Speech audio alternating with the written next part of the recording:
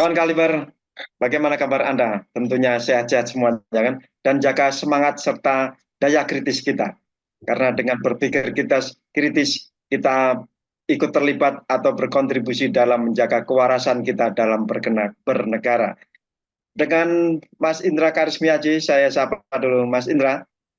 Halo Mas Edi Wahyudi dan juga kawan kaliber semuanya yang berbahagia. Selamat menikmati akhir pekan Anda. Nggak terasa kita sudah sampai di akhir pekan lagi. Semoga Anda bisa menikmati akhir pekan ini dengan riang gembira bersama keluarga yang tercinta. Dan kami tetap setia untuk mengupas, menganalisa berita-berita terkini. Ya, Berita apa jadi nih yang penting? kupasan dan analisa ini tetap bisa diikuti meskipun Anda berlibur, meskipun Anda dalam perjalanan, gitu ya. Dan tapi berita yang kita bawakan ini agak sedikit mengerenyutkan dahi kita ini, atau membuat prihatin kita ini, Mas. Gimana tuh? Saya ambil dari tribunnews.com. Nasib Prabowo disebut presiden paling sial karena dapat warisan utang 800 triliun. Ekonom senior Indef Faisal Basri mengungkapkan, menyebut Presiden Indonesia 2024-2029 terpilih Prabowo Subianto sebagai presiden paling sial. Ini karena Prabowo mewarisi utang dari pemerintah Jokowi sebesar 800 triliun rupiah. Pak Prabowo ini adalah presiden yang paling sial sebetulnya. Kenapa sial? Dia diwariskan oleh beban yang sangat besar, kata Faisal Basri. Ia mengungkapkan tahun depan utang jatuh tempo yang dibuat Presiden Jokowi sebesar 800 triliun rupiah. Agar ada perubahan, Prabowo Subianto harus berani melepaskan ikatan dengan Jokowi. Karena kerusakan ini warisan akan mendekatkan diri kita ke jurang. Kalau ini yang terjadi, paling lama 2026 itu akan meledak, tegasnya. Ini ngeri kita. Ini Ya. kalau eh, sepanjang negara ini berdiri disebut paling sial karena 800 triliun rupiah ini, Mas. 800 triliun rupiah itu bukan hutangnya ya, tetapi hutang yang jatuh tempo Ya, di 2025. Dan itu akan sangat membebani APBN. Itu fakta yang harus kita hadapi bersama. Jadi kalau kita melihat beban di 2025 nanti, tahun depan, kalau Pak Prabowo juga ingin memenuhi janji kampanyenya dengan memberikan program makanan bergizi gratis, sudah direvisi ya dari tadinya makan siang gratis menjadi makan bergizi gratis, karena kemungkinan akan juga banyak yang diberikannya di pagi hari, sarapan. Itu eh, beban APBN kita sendiri sudah 1.200 triliun, Mas, untuk hanya membayar hutang dan juga program makan siang gratis ini. Tentunya ini tidak tidak mudah untuk mengeluarkan anggaran sebesar itu karena juga pasti akan berdampak pada program-program lain. Artinya program lain kan harus ada yang dipotong, dikurangi, direvisi, gitu. Nah, ini pertanyaan kita bersama tentunya program apa yang akan dipotong, program apa yang direvisi. Jangan-jangan nanti anggaran pendidikan misalnya dipotong untuk bayar hutang ini, eh, yang tahun ini UKT itu ditunda naik, ternyata tahun depan bisa naiknya, kalau kemarin ada yang 800%, jangan-jangan naiknya 1.600%, Mas, kan gitu. Kan ngeri sekali kalau kita sebagai orang tua yang punya anak kuliah kan gitu. Masuknya tahun depan, wah, biaya kuliahnya akan sangat tidak terjangkau. Belum lagi kita bicara tentang jaringan pengaman sosial, misalnya bansos, atau kalau ada, ya bukannya kita berharap ya, tapi kan negara kita ini kemungkinan untuk ada bencana alam juga besar. Kalau ternyata tiba-tiba ada musibah, nah kita punya nggak anggaran itu? Nah, itu yang juga harus timnya Pak Prabowo, kabinet Pak Prabowo ini harus sangat berhati-hati dalam mengelola keuangan negara, ruang fiskal yang hampir saja nggak ada ruangnya nih karena beban yang diwariskan oleh pemerintahnya Pak Jokowi. Kan kita sudah banyak sih tokoh-tokoh termasuk Pak Faisal Basri ini yang sudah berulang kali mengingatkan supaya betul-betul mengelola anggaran negara itu dengan cermat, dengan baik.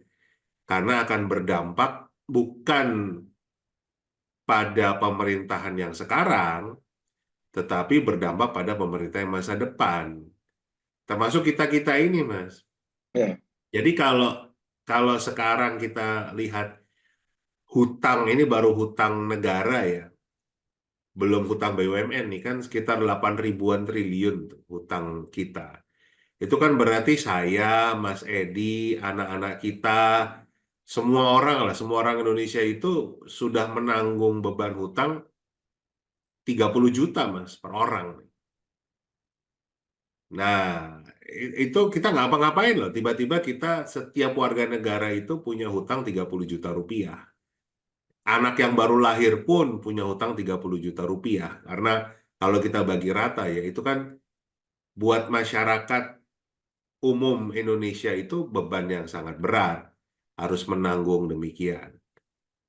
Nah, ini yang fakta yang ada, kita bukan ingin mendiskreditkan siapapun, tetapi kita harus paham betul kondisi keuangan negara sehingga kalau ada manuver-manuver yang dilakukan oleh pemerintah, apalagi yang kita takutkan Mas nanti modelnya adalah gali lubang tutup lubang gitu. Jadi eh, berhutang untuk bayar hutang gitu. Jadi kan itu yang akan menambah bunga berbunga lagi sehingga yang paling paling terbebani adalah pemerintahan yang berikutnya lagi. Karena kondisi hutang kita ini yang memang sudah sangat membahayakan sebetulnya walaupun eh, timnya Pak Jokowi selalu mengatakan ini tidak melanggar undang-undang, masih dalam batas kewajaran, bahkan dibandingkan oleh negara-negara lain ya. Ya kalau dibandingkan dengan Jepang, dengan Amerika yang memang punya punya kekuatan ekonomi yang tinggi kan ya beda dong gitu. Kita ini punya kekuatan nggak untuk membayar itu semua tanpa harus mengorbankan kepentingan-kepentingan hak-hak dasar rakyat. Itu sebenarnya concern kita bersama dan mudah-mudahan Pak Prabowo dan timnya bisa mencari jalan keluar terbaik untuk menghadapi beban yang sangat luar biasa beratnya ini. Ya, jangan sampai tadi lah, tiba-tiba ternyata Pak Prabowo harus ngutang lagi untuk bayar hutang. Gitu, Mas. Ini yang ya, kita harus kawal bersama. Kita ya. kita ingatkan jangan sampai justru malah nanti nelpon pinjol lagi kan gitu. Dan kita harapkan juga timnya Pak Prabowo atau Pak Prabowo dan timnya itu tidak berpikiran bahwa ini utang juga bisa kita limpahkan pada pemerintahan berikutnya. Ini nanti akan warisan legasi yang terbesar dari pemerintahan ke pemerintahan itu adalah utang, bukan karya yang mahakarya gitu ya, yang sophisticated. Nah, ya kan kan caranya begitu. Jadinya kalau kalau dengan sekarang untuk bayar hutangnya dengan cara berhutang lagi, berarti kan pemerintahan berikutnya yang harus menanggung. Jadi hutang yang sekarang ya termasuk ditanggung dengan hutang yang baru. Nah, itu yang kita upayakan, kita mengawal jangan sampai itu yang dilakukan. Kenapa kita bahas di kaliber ini supaya masyarakat juga paham kondisinya kalau tahun depan itu keuangan negara Indonesia itu punya beban yang sangat luar biasa berat. Jadi pasti akan ada perubahan-perubahan dalam struktur bagaimana anggaran negara dikelola. Artinya pasti ada program-program yang dipotong, Mas. Ada program-program yang direvisi. Itu sudah pasti. Nah, cuman jangan sampai tadi yang diambil justru ngutang lagi gitu loh. Karena itu bebannya akan sangat berat.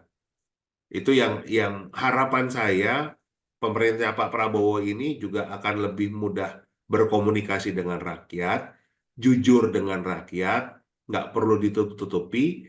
Kalau memang punya problem besar, ya sampaikan kepada rakyat dan terus kita menjadikan itu problem kita bersama.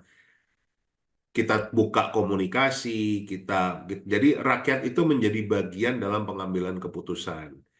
Kelemahan di era Pak Jokowi ini kan sangat tertutup dan sangat tidak tidak mau menerima masukan dari siapapun. Nah, ujung-ujungnya adalah eh, rakyat terbebani kan dengan hutang yang sedemikian besar ini untuk bayarnya saja pokok dan bunganya yang jatuh tempo 800 triliun itu kan sudah lebih dari 20% APBN, Mas. Gitu. Jadi bayangkan lebih dari 20%, lebih tinggi dari anggaran pendidikan yang 20%, itu hanya untuk membayar hutang saja. Jadi ini yang kita ingin masyarakat paham, kenapa kita bahas, kita kupas, bukan untuk nyinyir, tapi justru supaya masyarakat tahu persis kondisinya dan kita sama-sama cari solusinya, karena ini masalah kita bersama, Mas, bukan masalahnya Pak Prabowo secara pribadi, ini masalah rakyat Indonesia. Karena juga siapapun itu juga merasakan apapun yang sudah dilakukan oleh pemerintah Pak Jokowi kan. Mungkin ada yang merasakan oke, apa dengan adanya jalan tol itu eh, perjalanan sekarang kalau misalnya dari Jakarta ke Semarang, Jakarta ke Solo, ke Surabaya bisa lebih cepat misalnya. Ya, Dengan adanya kereta cepat itu yang tadinya 3 jam sekarang cuma 30 menit sampai di Bandung misalnya. Itu contoh yang positifnya dari ini. Tetapi kan juga kemarin guyuran bansos yang begitu banyak pada saat Pilpres pemilu kemarin itu juga yang menambah hutang-hutang ini juga kan. Jadi semuanya itu apa yang kita lakukan kita harus menanggung akibatnya. Nah, itulah upaya kita untuk bagaimana membuat rakyat itu menjadi bagian dari kebijakan pemerintah. Itu tugas ya. kita. Nah, kalau periode Pak Jokowi kemarin ini kan, sekarang ya sampai sekarang ini, itu sering kita dengar pembangunan jalan tol, pembangunan ini, itu diklaim sebagai itu mahakarya pemerintahan Jokowi. Tetapi begitu ada utang sekian ratus sekian ribu triliun, itu adalah utang negara. Ini guyonan yang paling lucu.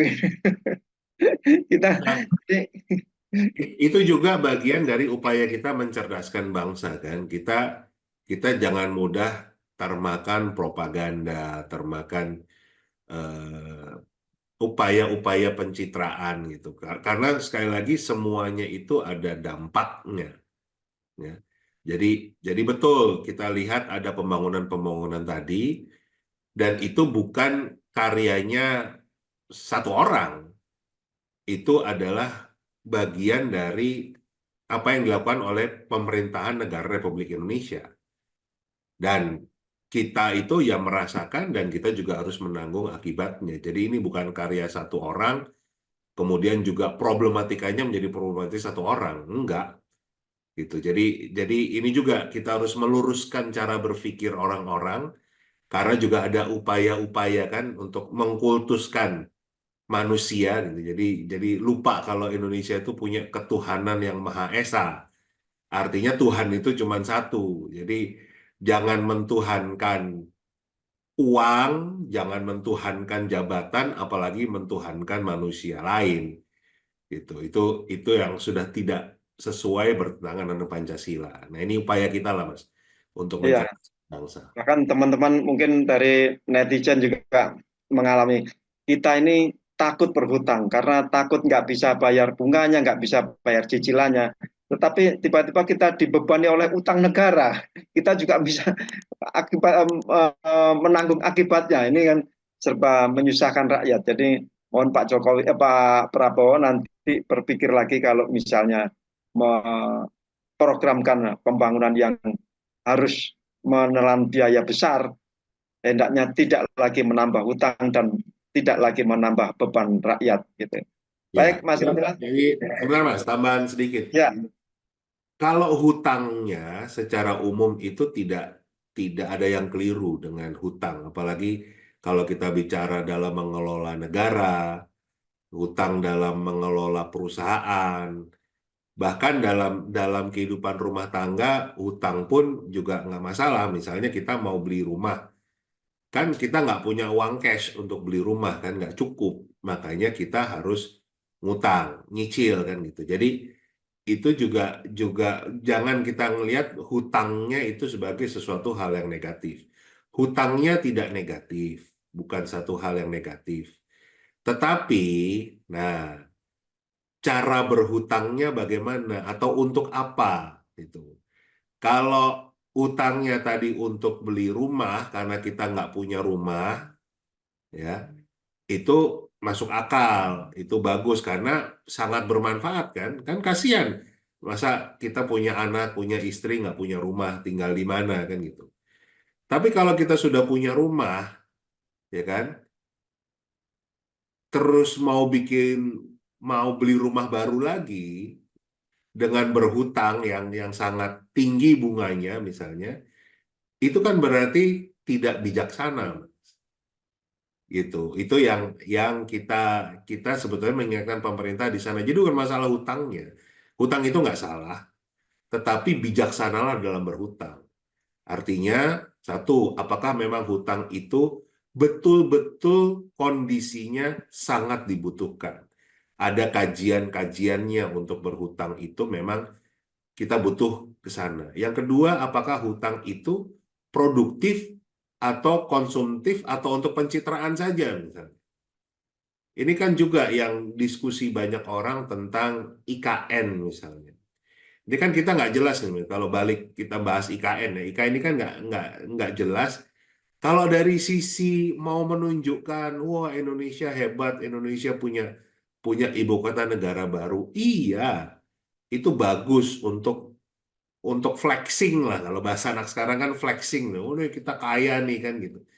Tapi kalau ternyata kondisinya kita itu nggak mampu untuk punya rumah baru, untuk bangun IKN baru, karena masih banyak hal-hal yang belum tertangani, sekolah kita masih mahal, nggak semua anak bisa sekolah. Ini kan lagi ribut PPDB zonasi juga nih, Mas. Tiap tahun hal yang sama.